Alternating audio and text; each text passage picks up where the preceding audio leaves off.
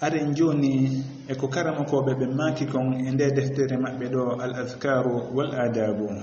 be maki hafizahullah wa jazahu anna khaira fadlu bural talabi dabbugol al ilmi gandal en firinongol kongol don nanen en bangini ko hondum faanda e gandal woni gandal dina e gandal sharia be wi'i qala maki annabiyyu sallallahu alayhi wa sallam annabiyyu yo allah yurme mo hisinamo man salaka tariqan yaltamisu fihi ilman sahhala allah lahu bihi tariqan ila aljannati qala ko wi'i ka hala arabu kono non heden inna maki eden ande hay ka hala meden si tawi ko mokoba ma teddinado ko maki mawbe ben maki wi'eten fi teddingol on tigi hali non itti e sikke si tawi ko nelaado sallallahu alayhi wa sallama innen be maki si tawi non ko allah be teddinira kongol allah ngol wi'ugol allahu dali are allahu dali ko faanda e mudun kadi ko allahu wi'i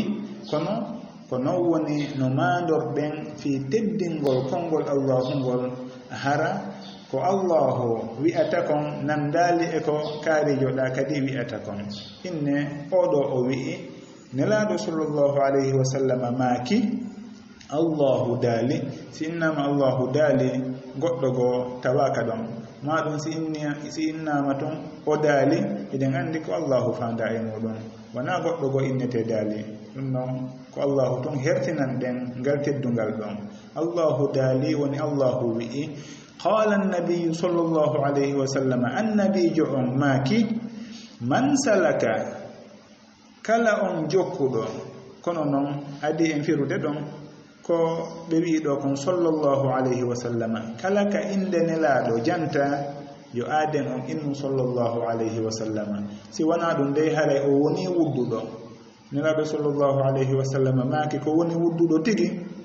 ko ommo mi jantete e tawde mudum o innata sallallahu alayhi wa sallam ma uddu anta kolan on don hare ko o wuddudo hare ko dum wadi neddo on kala ka onani nelaado sallallahu alayhi wa sallam hino jante inni muhammadu madu rasulullah madu nabiyullah e hino ko nelaado meden muhammadu faanda e mudum on tigo inna sallallahu alayhi wa sallam are ko dum wadi sono wogiden takora on du'awdon e inde nelaado sallallahu alayhi wa sallam karama ko be maki qala an-nabiy sallallahu alayhi wa sallam hay si tawi ko bindol on tigi si o windi yo o windor yeso don sallallahu alayhi wa sallam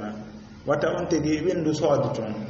soado on wayna dum don hino tindini sallallahu alayhi wa sallam na don hare o dawi hoore makko mojjere den yo on tigi windu hatimma sallallahu alayhi wa sallam si tawi ko sahabaajo on tigi woli fi mudum wa inna radiyallahu anhu qala abu bakr madun an abi bakr madun qala umar radiyallahu anhu kala sahabaajo mo on tigi janti inde mudum o takka don radiyallahu anhu ko dum don firti ko yo Allahu wele ga e on tigi radiya yo wele Allahu anhu ga e makko kanko on sahabaajo don goddo gogo hino inne radiyallahu anka ma radiyallahu anhu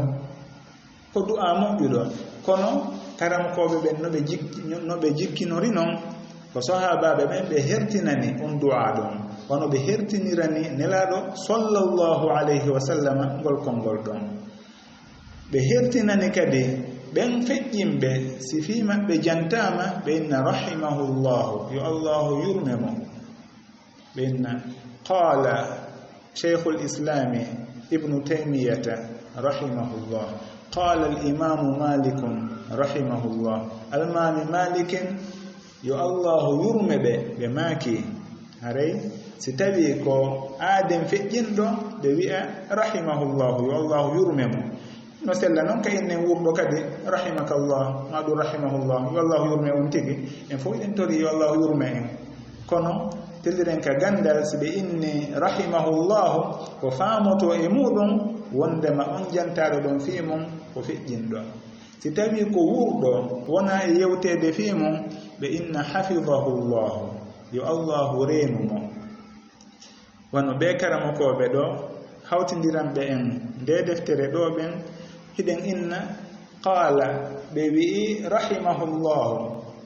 wa rahimahullah hafizahullah awa rahimahullah hino sella kono non bay kambe hibe wuri haray ko hafizahullah woni ko jomirabe gande ben jikkinori woni ko be jikkinori du orangol wurdo be na hafizahu yo renumo Allah yo Allah renu on tigi haray ko dum be du'anto si tawi ko wurdo amma non siko fejjindo be inna rahimahullah karama ko ben do sen inni be wondeje rahimahullah hada ko bay en wowti wi'ugol qala al muallif rahimahullah bay defte burde den de jangade ko rahimahullah ko fejjimbe wallifide hada sen wi'ori be do rahimahullah yo Allah yurme be yurme en fo kono hada ko buri jiccude kon e ko bura andede kon teden ka du'aji hafizahullah woni fi wurdo awa karama ko en do hiden wi'a hafizahullah yo Allah renu be maki qala an-nabiy sallallahu alayhi wa sallam an-nabiy jo'on yo Allah yurmemo hisinamo o maki man salaka on jokkudo tariqan lawol yaltamisu himo dabba fihi e maggol ilman gandal hondo woni gandal sharia sahala newinay Allah lahu wonande on don bihi sabu ngol lawol ngol o jokkidon ma sabu konko o jokki ngol lawol don tariqan lawol ila aljannati yottinay ngol faade ka aljanna nabay ngol ka aljanna hadith on o andini en do awa kala on jokkudo lawol gandal diina yo andude himo jokkude lawol do way ngol mo ha hewtina mo ka aljanna sabu non dabbere gandal ko kanyum aden on andirta diina mudum no on tigi hebiri gandal wosi gandal ngal nafimo gandal ngal wadi barke ko non on tigi burata andirde jooma makko ko non o burirta hulirde jooma makko innama yakhsha Allah min ibadihi ulama joomirabe gande ben ko kambe hulata Allah sabu non ko kambe andi Allah tigi awa aden on sihimo dabbude gandal diina gandal sharia yo andu gollawol ngol o woni e jokkude don Allah hino duwira mo ngol ha hewtina mo ka aljannaji makko nono fala aljanna awa yo dabbu gandal hay si tawi o lugginaaki haamuje ma ha luggi ka gandal kono non wata o ronku andude farillaji makko din wata o ronku andude no o woni e fejjinirde muradi makko din non bela ko non Allahu newniri ka wana non awa yo on tigi wakkilo moƴƴa fi ka gandal faybe ben jokkinen be lawol gandal ko dum don do wata be faade ka aljannaji den tori yo Allah wawnu en neirde hoore meden e neirde be ngureji meden e faybe meden needi diina needi gandal do wayngal faade ka aljanna ko dum o hadith do tindine en andi non awa gandal fi mudum wana ko foygiti wana ko yawne sabu hunde do wayde on tigi ha hewtina mo ka aljanna dum non ko haani wakkilanade ko haani yanganade ko hondu no woni gal gandal ko gandal diina de wana gandal géographie da ma gandal histoire ma goddum go naam dum fo hino moƴƴi kono yo taw hara gandal diina ngal hebike farillaji din on tigi o andi don himo gollitirde kala ko o waawi beyditorde don on tigi beyditor kono si wana dum yon tigi hilnor gandal nafayngal mo hande e jango ngal woni gandal diina e gandal sharia o hadithe do ko muslimun woni ko fillimo be windi lega rawahu muslimun o yi ka sakkitode hadithe tariqan ila aljannati yeso aljannati on do be windi don wahid be wadi entre parenthèse be windi don wahid woni go'o Ustaz Abdullah ko mi woni e fensitande dum do fo na yawagol de niveau modon on ka gandal nani kono ko bay are ko darsuji fuddoto be wi'a aɗay ko ɗum waɗi si hiɗen ɓanginde ɗo gotel gotel hiɗon anndi siko darsuji men goɗɗi goo ɗum ɗo fof en rewata e muɗum awa ɓe waɗi yeeso ɗo yeeso aljannati on wahid on ɓe waɗi mo hakkunde kon ɗum inno toon alkawsu laañi ɗiɗi ma ɗum laañoyi ɗiɗoy awa laañal kono noon fay ɓe ɓuri haɗa anndano gasa koni laañal haɗay ko parenthèse ɓe innata ɗum kamɓe tegiren ka français ko ɗum ɓenta entre parenthèse ɓe windi ɗon wahid hunkun haray wahid woni go'o si on tigi ndaari ley ciifum kun ka deftere ɗerol ngol ley ɓe waɗi ɗon ciifum ɓe winditiɗoy ɗon kadi wahid on wahid wonɗo dow ko kanko ɓe artiri ley gaafi firugol ko honɗum ɓe faandi e anndingol en e on wahid maɗum on numéro 1 mo ɓe windi dow ton wo ko anndingol en wondema o hadise ɗo ko almamijo wi'eteɗo muslimun on almami mawɗo telden ka gandal hadise ko kanko woni ko filli o hadise ɗo ka deftere makko seeditanande sellugol andirande sahihu muslim aresi ruttike ka sahihu al imami muslimin rahimahullah en taway ton o hadise ɗo ɓe maaki ɓaawo on hadise ɗon ka hadise ɗiɗaɓo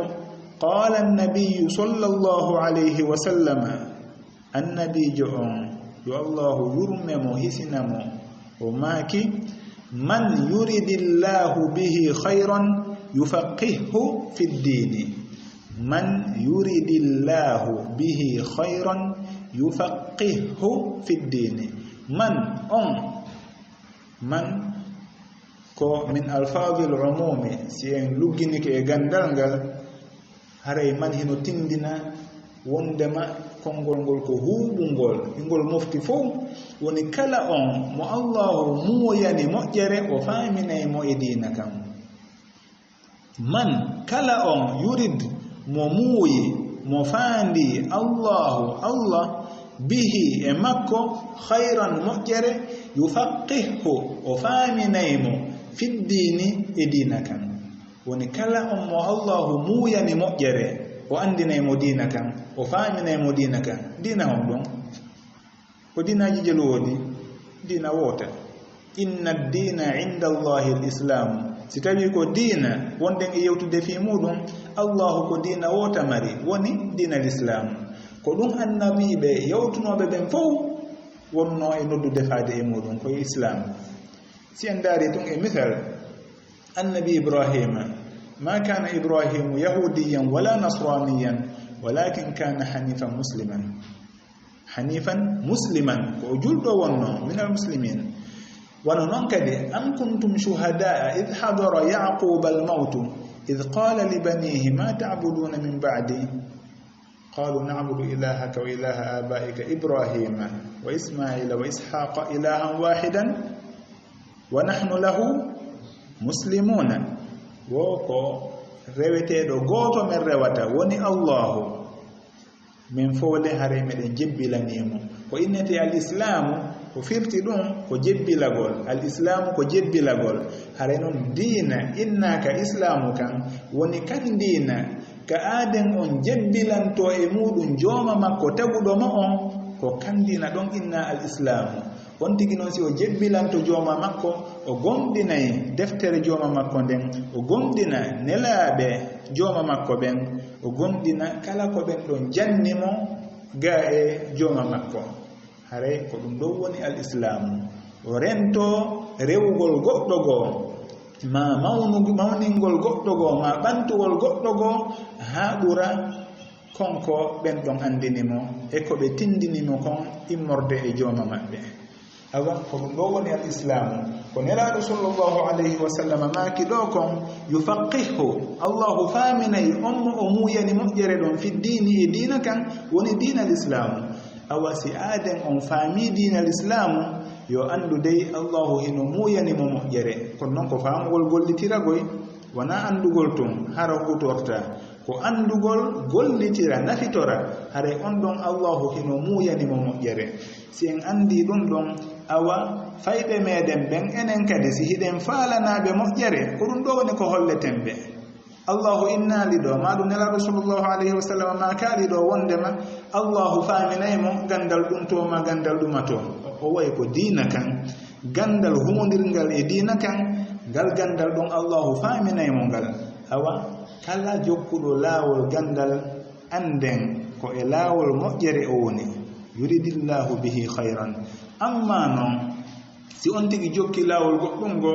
ino gasa de ka o hawrodira e moƴƴere ino gasa kadi ka o wopita moƴƴere nden kono si o jokki gandal diina o faami o gollitiri haɗa sikke ala Allahu ko moƴƴere woni ko fandanimo awa elten fayɓe meɗen ɓen e gandal diina anden ko ɗon moƴƴere nde woni si en jokki ɗum ɗon en malayka aduna meɗen ɗo en malayka di janngo kala hara meɗen ko ngal gandal ɗon ɗowata en naɓa en haka aljannaji no hadise arano on tindiniri noon hadise tatabo mo wonɗen e sakkitorde on woni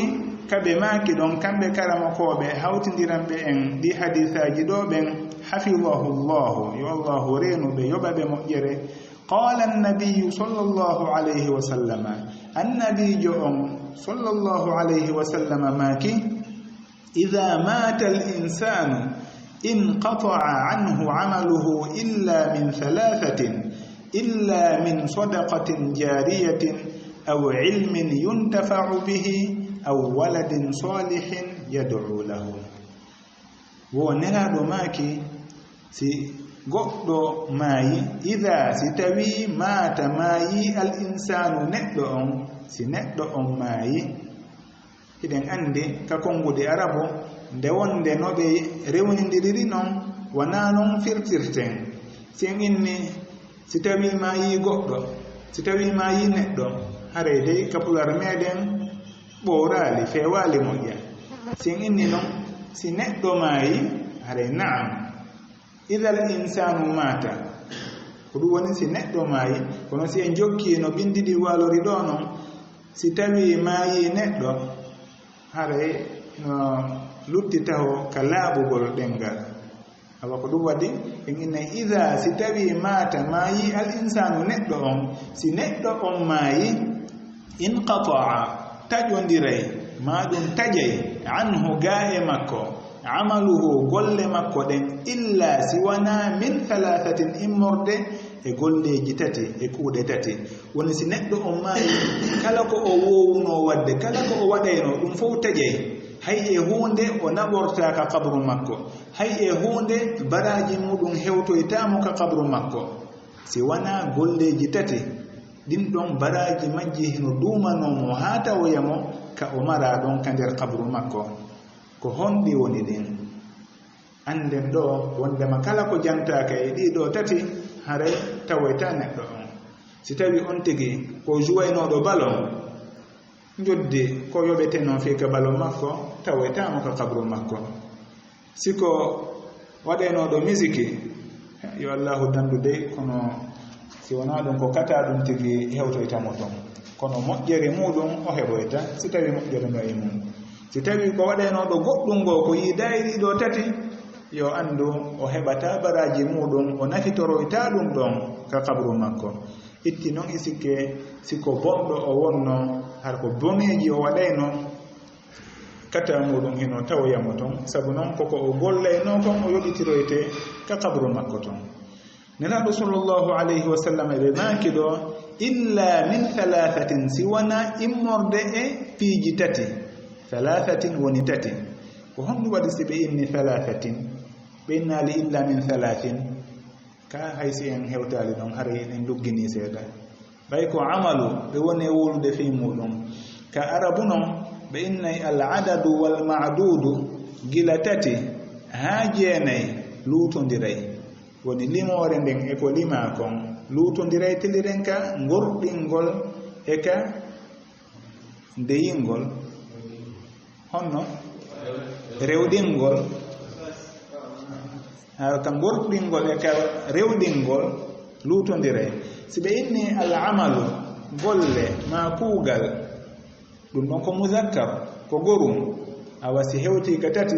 ɓen inni golleji tati ko thalathatu e waɗayta o thalathatu haɗa ɗon e rewde ni thalathatu amalin kono noon si tawi ko jiwɓe wonnoɗen e wiide ɓe tato albintu non ko muannas ko jiwo koko rewɗina haray ɗon en innay halathu banatin jiwɓe tati en innata halathatu banatin ɗo ɓe maki illa min halathatin woni illa min halathati a'malin golle ɗen fof taƴay ha lutta golleji tati woni honɗi illa min sadaqatin jariyatin si wana e sadaka ilowo illa si wana min immorde e golle tawaynode sadaqatin kode sadaka jariyatin ilowo honɗum woni sadaka ilowo ko konko aaden o waɗi hara nafoore muɗum hino duumi si won tigi tuti lekki kin fanni man hiki nafitorede hiki ɗuworede dimɗe makki hino ñaamede ɗum ɗon ko sadaka ilowo si o jasi woyndu fanni man yimɓe hino ƴogude e ndu woyndu yara wallitora ko sadaka ilowo non woni no way tum wahisino ilude woni no jokkodiri ano ilude no jokkodiri hino tawoyde mo ka woni ɗon ɗum ɗo woni sadaka ilowo si on tigi janni gandal ɗum ɗon kadi no tawa e ɗe golle ɗe ɓe maki ɗon awa ɓe maki illa min sadaqatin jariyatin e o sadaka ilowo ɗo noon mi yiyeto fayɓe ɓen wano ɓen fayɓe ɓe laamuli ɗin okkata mbuuɗi lewru kala tenti noon leyɗe porto yoɓe waɗani hoore maɓɓe sadaka ilowo ko honno ɓe wardata ɗum ɓe innamawɓe maɓɓe ɓen si tawi ɓe okkama mbuuɗi ɗin siko $10 ɓe okka maɗum ko euro 10 ɓen nene maɗum baba en ƴette ɗon $1 goto waɗa nonmi e kunkondani hunɗo e kunkeesu hunɗo maɗum hara ɓe mari ɗon kaɓe mara mbuuɗi ɗin ɓen waɗa nonmi ton on $1 ɗon si allahu jaɓi si wonoyi ɗo duuɓi ɗiɗi tati maɗum si yahi ha mi helli faama mi hawtidiroye ɗum ɗon on fof mi daara ko honɗum ɗum ɗon gasata waɗande julɓe ɓen mi naɓa ɗon mbuuɗi ɗin haray hiɓe marande hoore maɓɓe fii ko ɓe waɗira sadaka ilowo si mbuuɗi ɗin ɗuuɗoyi foti ko juulirde ɓe darniri ɗi maɗum ko woynduɓe jasiri ma ko lekkol ɓe udditiri maɗum o woye ɗi hewtali ɗum ɗon kono noon hiɓe wawi tawnude ɗi ka juulirde darnete ma ka labtane darnete ma ka lekkol sincete ɓe waɗi ɗi ɗon awa ɓe heɓi ɗon sadaka ilowo maɗum ɓe soodi tapihum ɓe naɗi ka juulirde fanni man kun tapihum ɗon hino juulirede eɓe mari baraji ko sadaqatum jariya ɓe soodi gatum ɓe naɗi ka juulirde wano noon on tigi o ƴetti loonde o waɗi ka laawol fanni man ndiyan ko wona e ƴoogede ka loonde ɗon kon hino yareede rewoɓe feƴƴe ɓen hino nafitorɗe ɗum ko sadaqatum jariya o waɗi potol kasera laawol fii ka yimɓe jooɗo fowto fii ka yimɓe juula fanni man ɗum ɗon hino gollitireede ko sadaqatum jariya ko sadaka ilowo awa nooneji muɗum hino ɗuuɗi haa noon kono ko hombo e meɗen woni waɗande hoore muɗum sadaka jariya nelaaɗo sallllahu alayhi wa sallam ɓe maaki aw ilmin maɗum gandal yuntafau bihi ngal hino nafitore yuntafau hino nafitore bihi e maggal woni gandal ngal on tigi janni ngal kadi baraji maggal hino tawoyamo ka kabru makko ngal taƴata fanni man ɓen ɓe o jannunoɗon hiɓe gollitirde fesiɓe ɓen ɗon kadi janni woɓɓe goo ɓen ɗon jannaɓe kesum fanni man hiɓe gollitirde hare sownowo attiɗo jannude on himo mari baraji awa enen ceernoɓe meɗen ɓen hiɓe mari baraji e koko wonɗen e jannude ɗo ceernoɓe maɓɓe ɓen kamɓe kadi hiɓe nafitorde koko wonɗen e jannude ɗo wono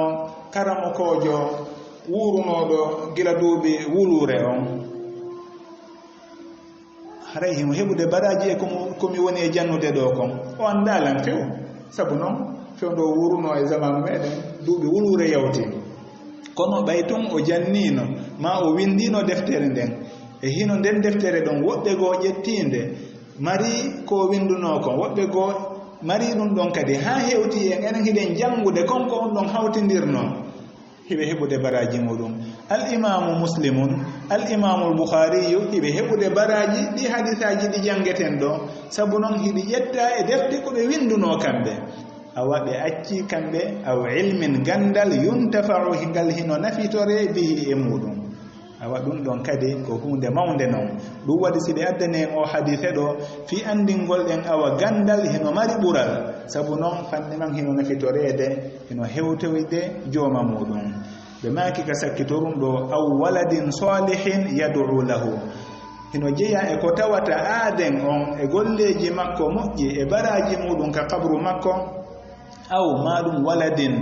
paykum ɓiɗɗo salihin moƴƴo yad'u mo hino du'ano lahu wonandemo kanko feƴƴinɗo on awa si aaden on feƴƴini himo acci ɓiɗɗo moƴƴo on ɓiɗɗo ɗon hino du'anademo